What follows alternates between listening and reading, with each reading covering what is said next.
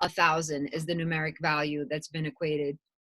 And that would be like Jesus or Buddha consciousness. They say that Mother Teresa and Einstein were at 500, and that 500 is pretty high. It's a very joyful and very peaceful. And I would say that my definition for peace and what I aspire to is a state of being that is free of resistance. So that means I am one. It's a state where I'm one with all things.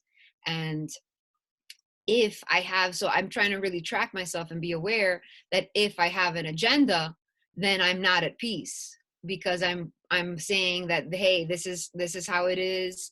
And there is obviously a very important note to make on authenticity and just being real with what we are. If peace is all things, then it is anger, and there's times that anger is really appropriate, and there is the whole spectrum of emotions. Can we be at peace with the totality of it? Can we honor all that is, accept what it is, start where we are? And I'm really, learning and growing a lot, catching myself when I do have an agenda. I did just make a presentation on peace, purpose, and power. And my perspective is peace. If we can be in a state of peace, that is a power in itself. It's a superpower. And from there, if we align peace with purpose, then our body's then in alignment, our heart, mind, spirit, all in integrity towards a vision. So say we have a North Star, that way that we see the world. So I did have an agenda in my meeting this morning and in my presentation, and my agenda is really to talk about this theme of being light in the dark.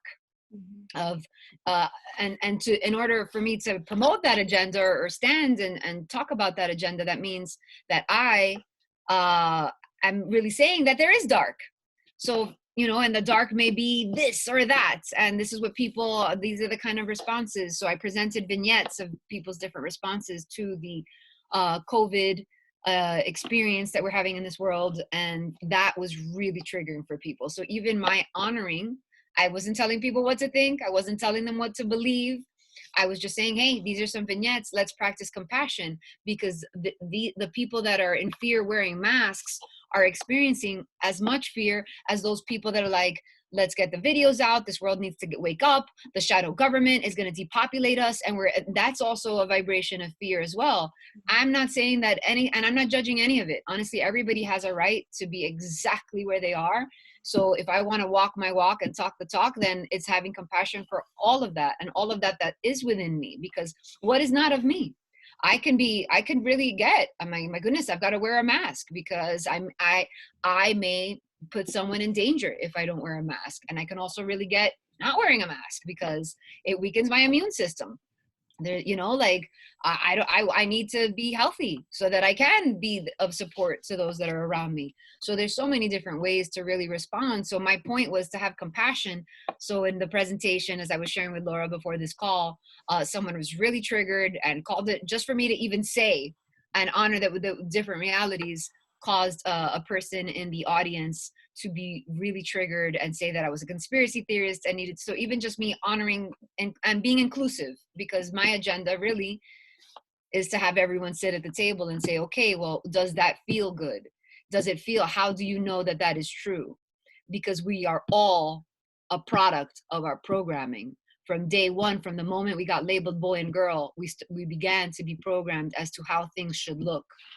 And this is the gift that we get when we travel to other countries, to be able to see ourselves a little differently, to see ourselves from above, from a bird's eye view, and say, hey, these things, these ways of seeing the world that I inherited from my family, from my community, is it really my most authentic truth? Does it honor my wholeness? Does it inspire my divine expression, my creativity? So that's where I'm at. So I'm excited to keep having these kinds of conversations and just really being present to my own journey and my own process as I travel through the COVID infodemic, pandemic, plandemic with you all together. So I want to be part of the solution. Yeah. So, Laura, Sunny, you can come in. Yep. We're in a time when we're gathering new information. And earlier today, and I know we were going to talk about the things that we wanted to talk about, and so that we can really maximize our time together when we're together, so we're not going down so many rabbit holes, because it can really be far too much. If you water hose people, then it's of no value to anyone, really. So I did want to just mention what came into my awareness just in the last couple of days that ultimately plays into this too, and that is the 5G.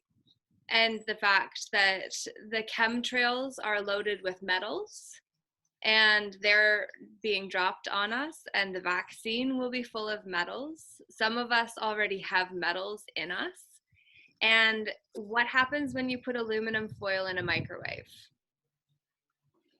You don't have a good result for either the thing you're cooking, which would be us, or for the planet, which is the microwave, if it goes forward with the agenda that we don't know about. And so when we have an idea that that's coming, and I had a conversation earlier too with the gentleman that had stopped when my mom and I were having some lunch, and he just came to check the grass where we were sitting on lawn chairs, because you can't sit in a restaurant, right? We were sitting there, and then I just said, we're in World War III, right? And he said, no. And I said, yeah, it's just not the war that we thought was coming. This war is one for our own sovereignty. It's for our own autonomy. This one is for the territory no one ever thought somebody else could actually take over. But then the natives didn't originally think that they could take over our land either, or their land.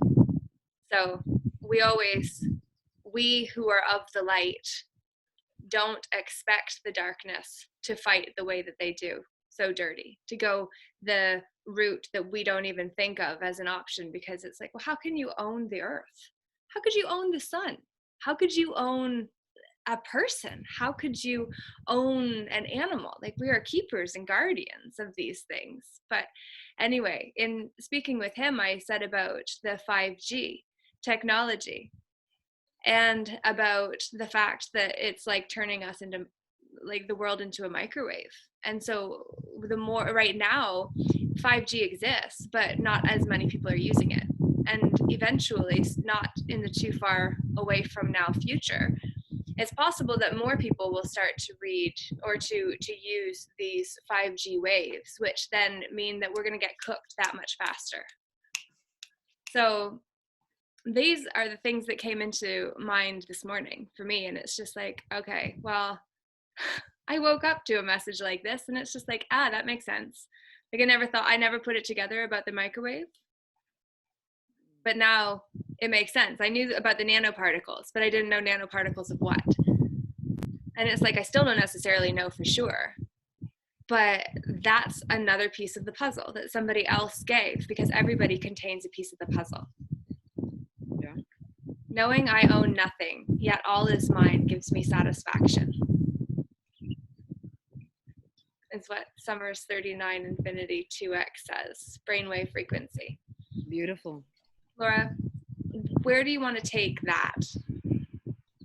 I think that this is the pristine opportunity with this pandemic, that a lot of people have more time at home to just get in the conversation. There's so many things, from the glyphosate in the food, to the way that where we purchase our clothes, where are the people treated with dignity. The food that we buy is what's happening. The 5G. This is almost like a springboard, like the spirit, the universe is pushing us to create more consciousness, more conscious businesses. And our true vote is really how we buy.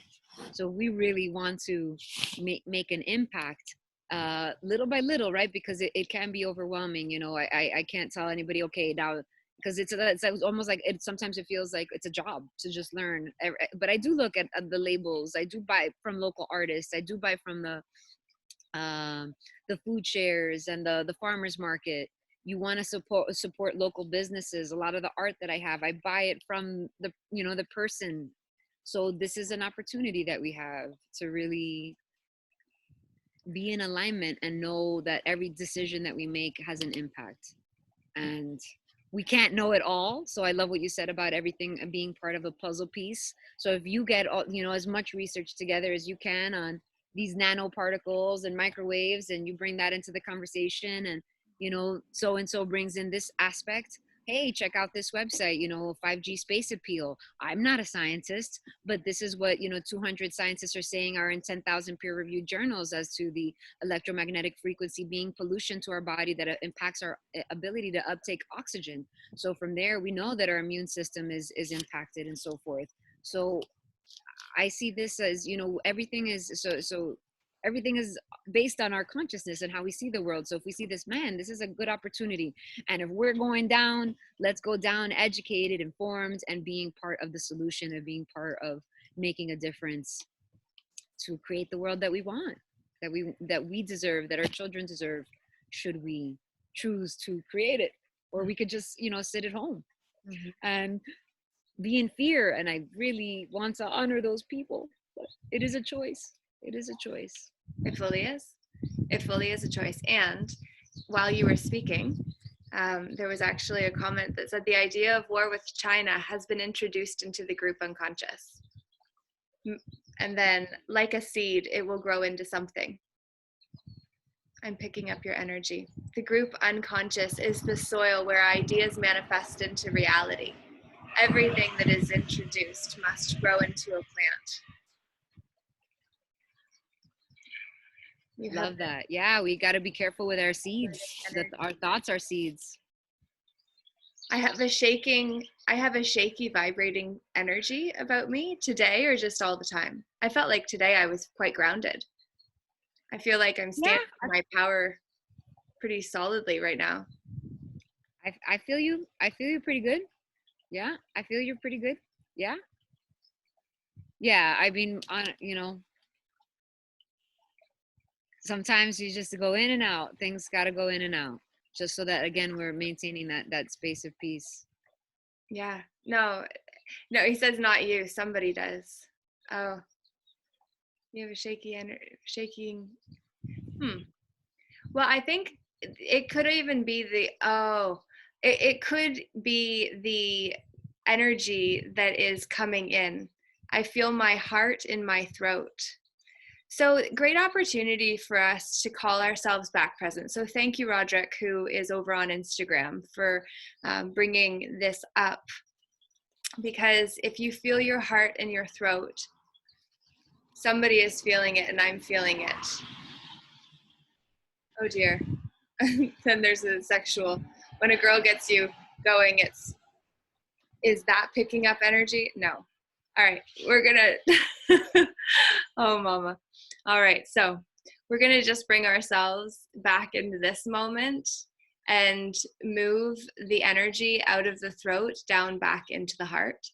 And then also at the same time, imagine that the solar plexus, the sacral, and also the root chakras are now lining up in equal alignment with the upper chakras that received the originating idea that we have an opportunity to ground.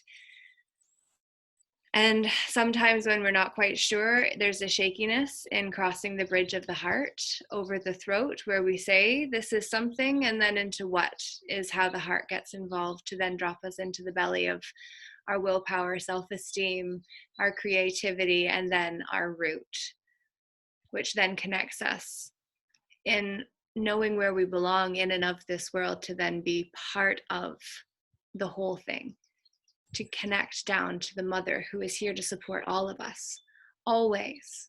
She always has, she always will, unless she won't, because we turn her into something other than what is best for her, because even a mother will look after herself eventually.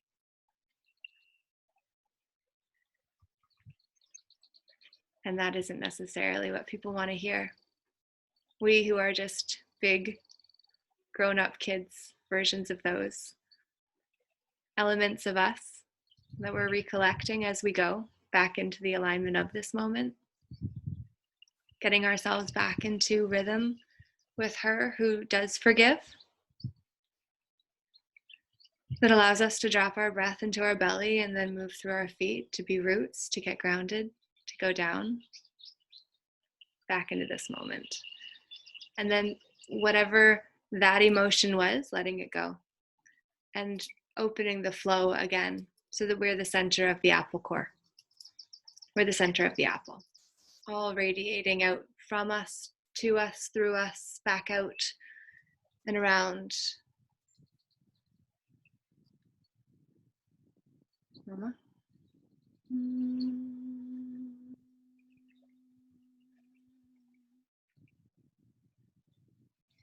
So Laura, because I have limited time and I'm gonna be jumping off in a few minutes, I would just love to ask you tell me about what you're gonna do to create more peace for yourself today. Right. And I'm going to go for a walk with a friend who has a dog out in the woods. And so just get myself grounded and reconnected to nature and the trees. Take some time, talk a little slower, walk a little slower, be a little more present, make my papa some supper. I've got an energy transmission call at 7 o'clock till 8:30 as well with Susan Mann, who's an amazing practitioner, and she's the one that introduced me to the Akashic Records actually. And so she has calls on Thursday nights that I pay to be part of, and that's on. So depending on my friend, how that overlaps, there's choice and priorities and all of that. But yeah, that's essentially people and passion and presence and pace are my P's for this evening. What about you? That's beautiful, sweetheart. So happy to hear. Time in nature, friends.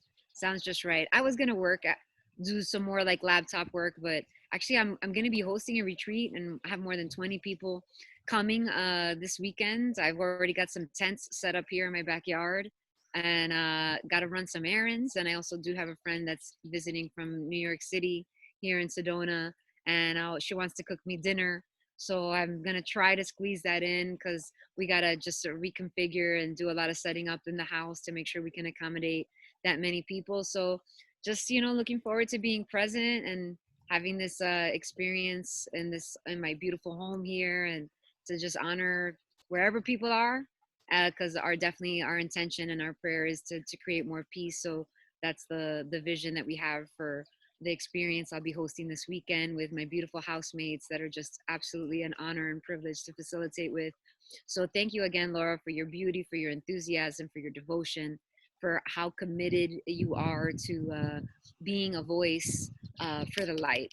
And I really see you. I honor you. I love you. Thank you. Thank you. Thank you for being willing to stand with me. And we'll do it again sometime. Yeah, and just for those that don't know, this is a big weekend for Laura, and then she had a big call this morning, and we kind of tentatively set this up last week after the other call that we did, because we knew that I worked on Friday and today was a good day until we kind of put everything else that was going on in and around that into perspective, and then it became less ideal. But the cool thing is that she called me and let me know that it probably wasn't going to be a great idea to be part of.